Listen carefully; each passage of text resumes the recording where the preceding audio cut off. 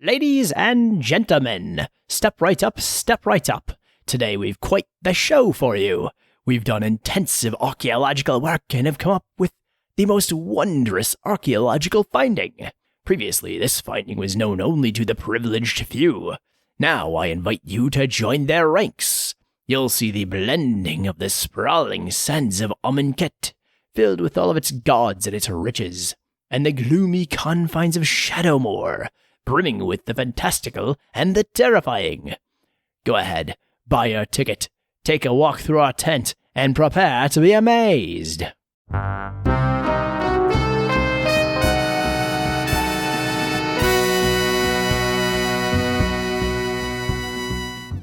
Hello, my Commander companions, and welcome to the Uncommon Commander, a channel where I dedicate myself to being a weirdo. Recently, I built a deck on this channel that had the card Purgatory in it, and I thought it had a very strange but interesting art style, so I decided to use Scryfall to search for all of the art that its creator, Mike Dringenberg, had created for MTG. In doing that, I ran across a card that looked like an EDH staple to me. Its name is Crackleburr, and it's a 2/2 elemental that costs 1 and 2 izzet colored hybrid mana to cast. It was immediately interesting to me due to its 2 activated abilities. The first allows you to pay 2 izzet hybrid mana, tap Crackleburr, and tap 2 target red creatures. Doing so makes Crackleburr deal 3 damage to target creature or player. The second ability has you also pay 2 mana, untap Crackleburr, and untap 2 blue creatures to return target creature to its owner's hand. Any card that has both the tap and untap ability on it is something that can be abused, and in a format like EDH, it should be able to be abused fairly easily. So I searched for the card on EDH Rec to find out which decks it was used most in. What I found out kind of floored me. This card can act as repeatable targeted removal to the extent that it can really be a soft board wipe or an instant damage machine gun, and it's only being used in 101 decks out of a possible 103,251. That means it's in 0.0001% of possible decks it could be in. It's being used by far the most frequently in Omnath Locust of the Royal decks, where it's being used in 18 out of 1,337 of them, good for 1.35%. My guess is that's because it's an elemental, so it's fitting into elemental tribal decks. The commander I thought it appeared the most useful for was actually the Locust God, which has the 4th highest percentage of decks that include Crackleburr. It's in 9 out of 1,824 decks, good for 0.49% of them. Now, to be clear, the Locust God only needs himself and one of his insects that he creates on the board in order to loop with Crackleburr repeatedly, as both he and his insects count as both the red and blue creatures on the card. Once you've got that, there are 2 limiting factors. 1 is how much mana you can produce, and 2 is how many other creatures are on the board, as that untap ability of Crackleburr does require a creature to target. This means we're going to want a lot of creatures on our board, just in case our opponents don't have a lot of them.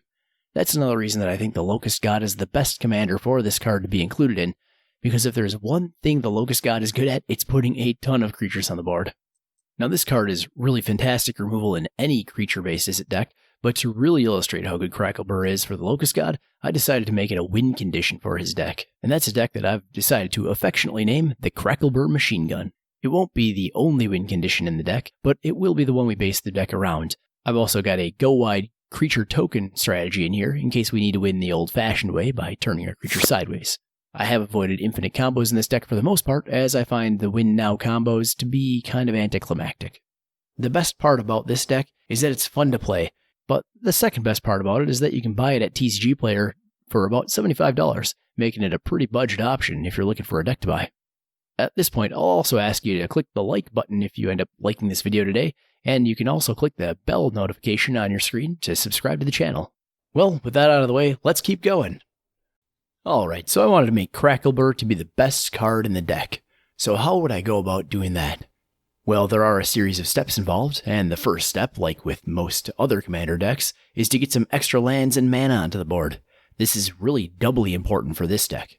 We'll start with the mana rocks because there aren't too many of them. Izzet Signet costs 2 mana and requires you to pay a mana into it in order to get a blue and a red mana out of it. Bonder's Ornament, Heraldic Banner, and Izzet Locket are all mana rocks that cost 3 mana.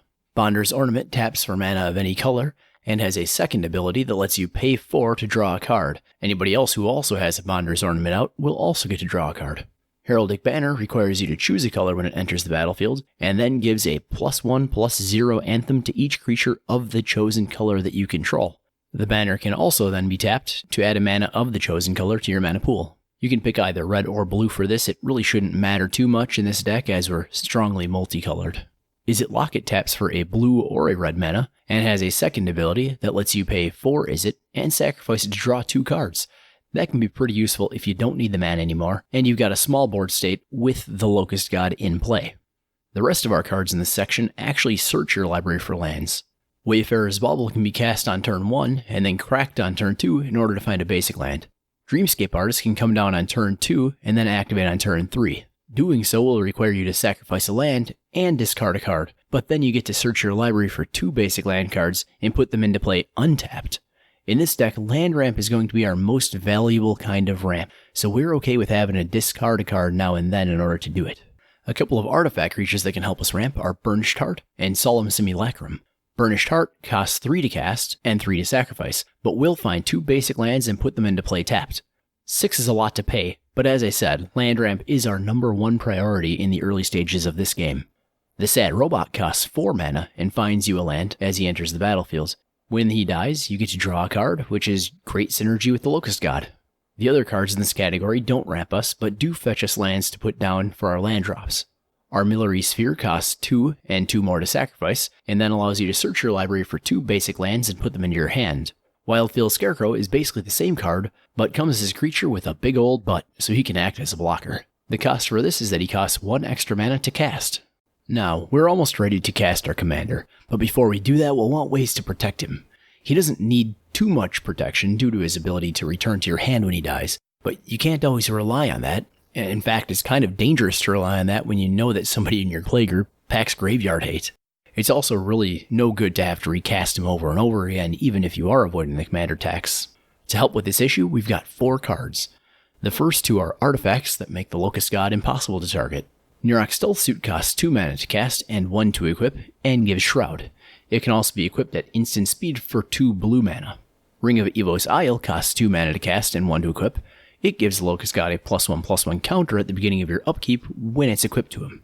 It also gives hexproof until the end of the turn if you pay 2 mana for that ability. We also have 2 Izzet color protection spells in Clout of the Dominus and Goblin Flectomancer.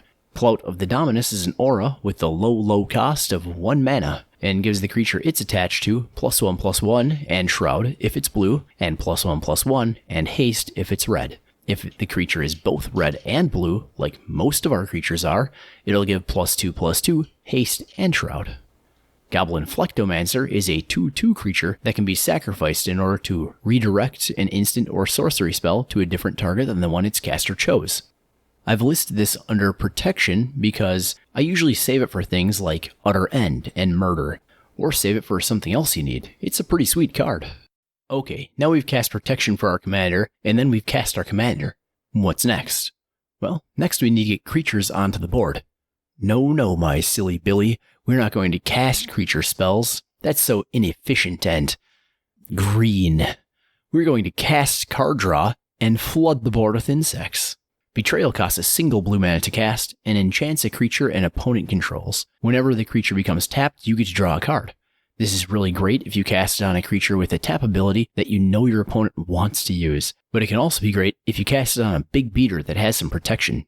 Open into Wonder requires us to have creatures on the board, but can draw us a ton of cards, and doubles as evasion when we're going for an Alpha Strike against our opponent. Pendant of Prosperity's condition is that it relies upon an opponent to activate it. But after that 3 mana to cast it, it's free for us, and it draws cards, and it land ramps us. That's a pretty good deal. Just give it to the Boros player, they'll definitely want to use it. Gadwick the Wizard is a bit like Blue Sun Zenith on legs. He costs 3 blue and X, and we get to draw X cards when he enters the battlefield. We could have gone with Blue Sun Zenith instead, and it would have been fine. But I like the utility of Gadwick's second ability where he taps down a non-land permanent whenever you cast a blue spell. I counted, and excluding Gadwick himself, we have 35 blue spells. That ability is going to see some use. 2 creatures that can draw us a lot of cards are Mercurial Chemister and Niv Mizzet Perrin. The Chemister costs 5 to cast and has 2 tap abilities. The first has you pay a mana and tap him to draw 2 cards. The second has you pay a red, tap him, and discard a card. He then deals damage to target creature equal to the discarded card's CMC. Niv-Mizzet can be hard to cast, costing blue, blue, blue, red, red, red, but then gives you a 5/5 flying body that can't be countered. He also has, whenever you draw a card, Niv-Mizzet Perrin deals 1 damage to any target, and whenever a player casts an instant or a sorcery spell, you draw a card. This can actually be a KO card with how much we're going to be drawing, so he's worth the slot in the 99 even if he is hard to cast. We do prefer pretty big bursts of card draw in this deck, and having the words draw 7 cards on a card, well, that's pretty bursty. Overflowing Insight costs 4 and 3 blue to cast and has target player draws 7 cards. We also have a couple of Time Twister effects in Diminishing Returns and Commit to Memory. Diminishing Returns costs 4 and has each player shuffle their graveyard and their hand into their library. Then you exile the top 10 cards of your library and then draw 7 cards. Awesomely, this thing does not exile itself like most of its ilk. I mean, unless it's in the top 10 cards of your deck, but that probably won't happen, right? Commit to Memory is an Aftermath card. Commit lets you put a target spell or non-land permanent second from the top of its owner's library, while Memory has everyone shuffle their graveyards and hands into their libraries and draw 7 cards. These 2 cards work great in tandem, of course, but with all of our rummage effects, this is one card you won't really feel too bad about discarding, as you'll still get to use the memory half of it from the graveyard. Of course, combined with our commander, some rummage and loot effects can really help us get some creatures onto the board as well. Flux is a loot card that costs 3 to cast and lets everyone discard any number of cards. They then get to draw that many cards. Additionally, it has you draw another card on top of those in order to replace itself. It's also got the fantastic art of Richard Kane Ferguson on it. The Ted Nafa version is pretty sweet looking too. A card that's a rummage card but actually feels more like a loot card due to its random nature is Nagal Ransacker. When he enters the battlefield, each player will first get to draw 2 cards, but then has to discard a card at random. Finally, a true loot effect is attached to Lock Dragon. This 3/2 flyer costs 4 izzet mana and has, whenever Lock Dragon enters the battlefield or attacks, you may discard a card.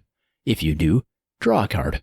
It's an optional trigger, which is nice because you don't always want to loot. You might have something good in your hand and you want to hold on to it. A couple of true rummage effects are attached to Marauding Looter and Spellbound Dragon. The Looter has a 4/3 body, and at the beginning of your end step, if you attack with a creature this turn, you may draw a card. If you do, discard a card.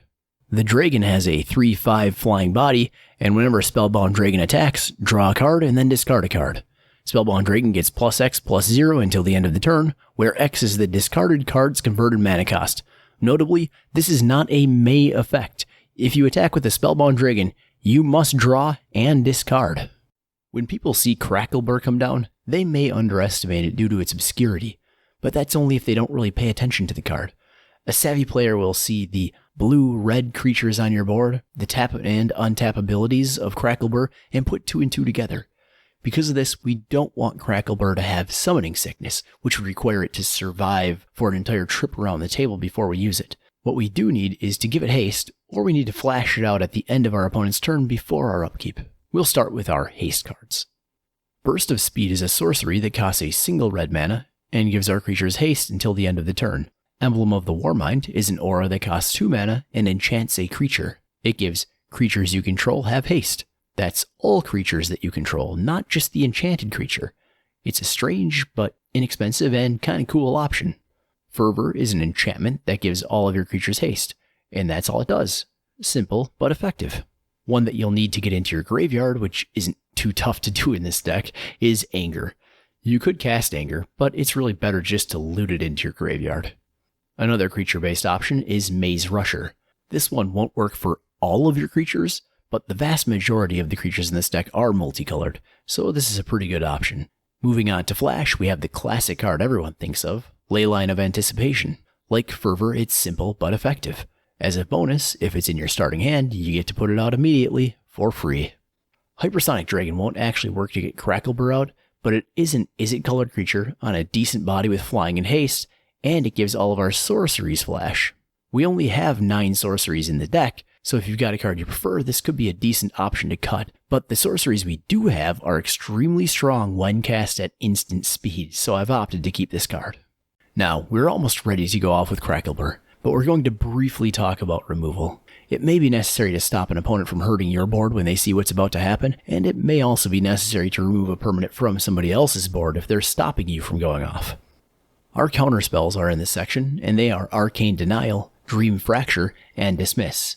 All 3 of these counterspells in our deck can counter any type of spell, and all 3 draw you a card. Another interesting one that I did not add, but almost did, is Overwhelming Intellect. Feel free to put that in your build if you like, I just found it to be a little bit too heavy of a mana cost. Crackleburr itself can act as creature removal in this deck, but we also do have a couple of other creature removal cards as well. Those are Channeled Force and Thundering Djinn. Channeled Force doubles as a wheel effect for us, and Thundering Djinn essentially turns our card draw spells into creature removal.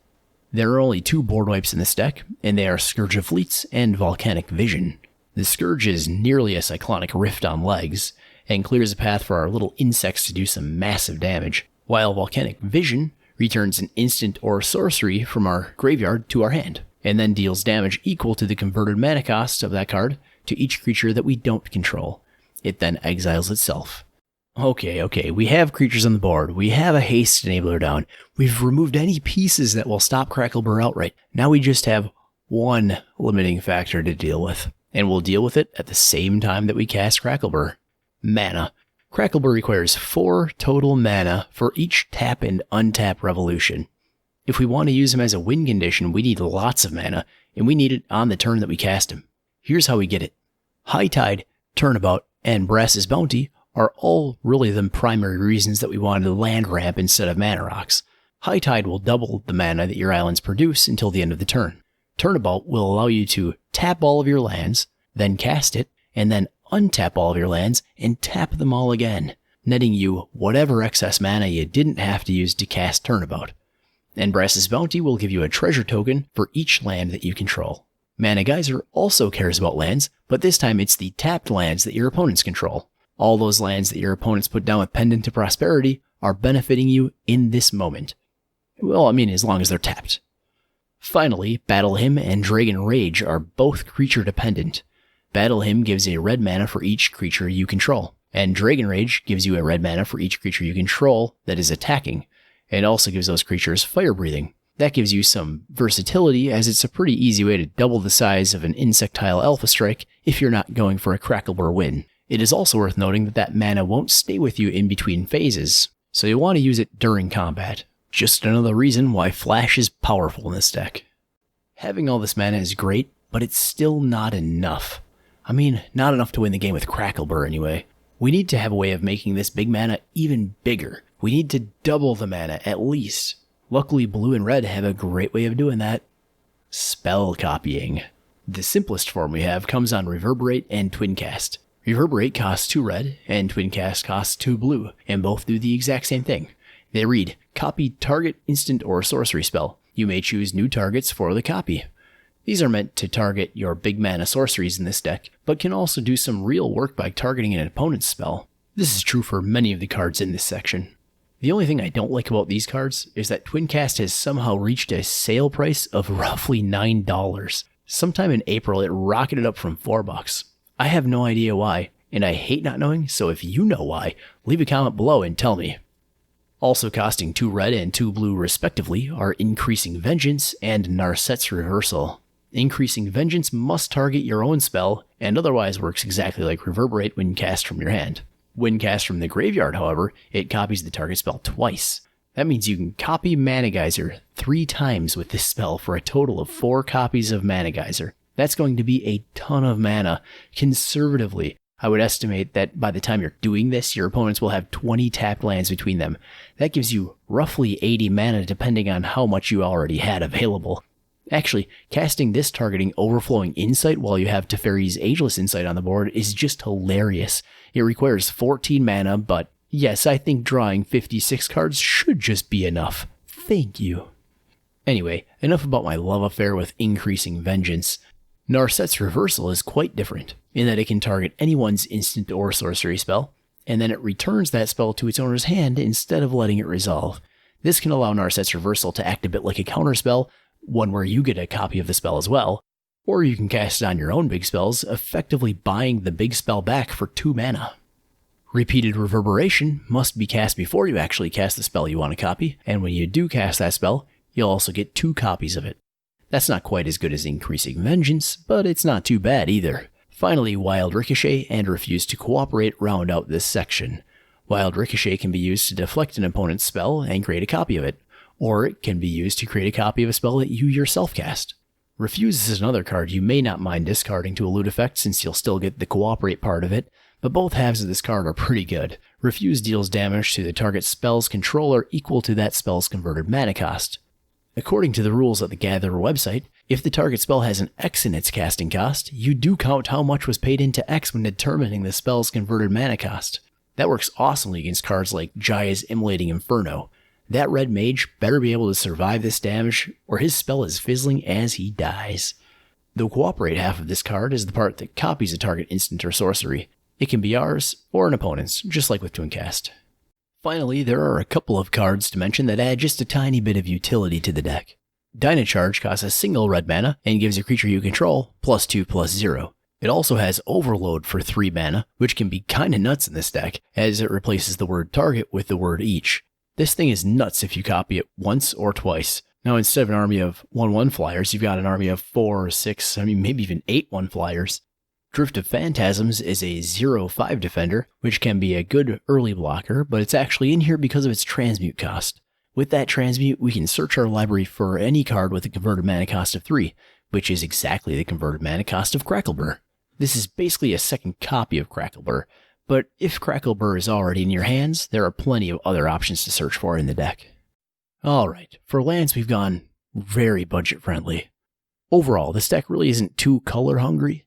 Niv Mizzet is the worst card in the deck for that type of thing, and we have a few other cards with 3 blue pips, but the rest are just double or single pips for both blue and red. And we're only in 2 colors, so color fixing wasn't really something I needed to worry too much on. For color fixing, we've got Command Tower, Izzet Guildmage, and Myriad Landscape. The latter 2 represent the only tap lands we have in the entire deck. It's a fairly quick mana base. We do have some colorless utility lands. To synergize with the Locust God, we have Bonder's Enclave, Desolate Lighthouse, and Gyre Reach Sanitarium.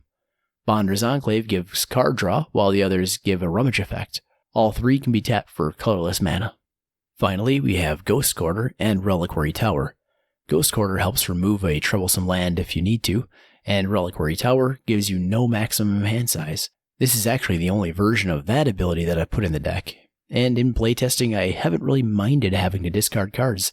There are certain occasions where having more than 7 in hand can be useful, but not too many. Finally, our basic lands are 17 islands and 11 mountains. We're skewed slightly toward islands here because we want lots of them out when we cast High Tide. Well, ladies and gentlemen, I hope you've enjoyed the tour. This has been a truly educational day filled with both whimsy and wonder. And now it's nearly time for you to go home. But wait, what's that I hear? It's the rustling of the sands of Amonkhet, as 5 more cards appear, uncovered by the winds of fate. It seems we still have one final segment, a segment that I like to call The Final Countdown, in which we discuss the final 5 wonders of the deck. So step right up, strap right in, or do anything but hold your breath, unless you're very good at it. Here we go! At number 5, we've got a card that serves a couple of purposes in this deck. It's blue, it's a creature enchantment, and your opponents will definitely hate it. It's Corrupted Conscience. It can be used either as a theft card, or to give one of your own creatures Infect. If you give Crackleburr Infect, you won't need as much mana. Just saying. At number 4, we've got a red sorcery that gives us a great outlet for all the mana we've generated. Past in Flames gives each instant and sorcery in our graveyard flashback until the end of the turn. This means we can cast our big mana producing spells, and then if we've got Reverberate in the graveyard, we can duplicate that spell. And then when the big mana spell ends up in the graveyard, we can just cast it again, and then we'll have plenty of mana to cast Overflowing Insight, and then we'll just cast that again for its flashback cost, and then we've drawn Dragon Rage, and now we've won the game. We've arrived at number 3, my liege. Mindrack Liege is a great card in this deck in several ways.